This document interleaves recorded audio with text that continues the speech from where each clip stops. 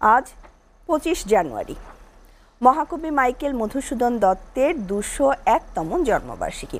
আধুনিক বাংলা কবিতার জনক ও বাংলা সাহিত্যে সনেটের প্রবর্তনকারী এই মহাকবির জন্মদিন উপলক্ষে প্রতি বছরের মতো এবারও সাগরদাড়িতে শুরু হয়েছে ৭ দিনব্যাপী মধুমেলা। হাজারো দর্শক, শ্রোতা ও সুধীজনের সমাগমে মুখরিত এখন মধুমেলা। সেই সাথে মেলাকে ঘিরে কেশবপুর উপজেলা জুড়ে বিরাজ করছে উৎসবের আমেজ। যশোর প্রতিনিধি রকুনুজ্জামান রিপনের প্রতিবেদন।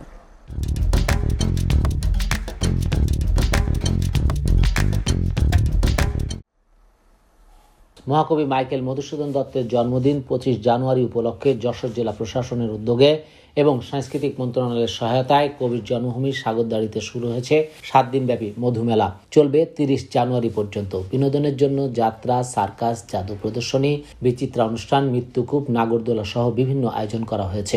সেই সাথে নানা পণ্যের পসরা নিয়ে বসেছেন মৌসুমী ব্যবসায়ীরা। এবছর শুক্রবার মেলার উদ্বোধন হওয়ায় প্রথম দিন থেকেই জমজমাট এই মেলা। মেলায় কেবল যশোর নয়, আশপাশের বিভিন্ন স্থান থেকে দলে দলে এসেছেন নানা বয়সের মানুষ। মেলাকে উপলক্ষ করে আসলেও দর্শনার্থীরা বলছেন কবির বাস্তবিকতা দেখাই মূল উদ্দেশ্য। আর স্থানীয়দের দাবি, মেলাকে ঘিরে তাদের এলাকায় আত্মীয় স্বজনের আগমন বেড়েছে, যে কারণে মেলা জমজমাট হয়ে উঠেছে। মেলায় আনন্দ উপভোগের পাশাপাশি কেনাকাটাও করছেন দর্শনার্থীরা। প্রথম দিনে বেচাকেনা ভালো হয়, খুশি দোকানিরা।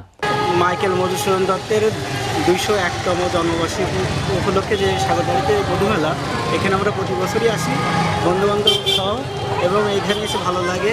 এবারে প্রথম মেলা আলহামদুলিল্লাহ অনেক ভালো, বেচা কিনা এভাবে হলে অনেক ভালো হবে। প্রতি বছরই আমি এখানে মেলায় আসি। এদিকে মেলার আয়োজকরা জানিয়েছেন দর্শনার্থীদের মনোরঞ্জনে সব ধরনের উদ্যোগ নেওয়া হয়েছে। পাশাপাশি প্রশাসনের পক্ষ থেকে নিরাপত্তা ব্যবস্থাও জোরদার করা হয়েছে। মেলাকে স্বতঃস্ফূর্ত করার জন্য এ পর্যন্ত কোনো ধরনের আমাদের কাছে কোনো চ্যালেঞ্জ নাই।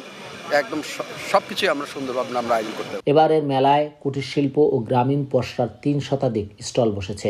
এছাড়া মধুমঞ্চে প্রতিদিন আলোচনা সভা ও নাটক সহ সাংস্কৃতিক অনুষ্ঠান অনুষ্ঠিত হবে। Rokunuzzaman Ripon, SA TV, Jessore.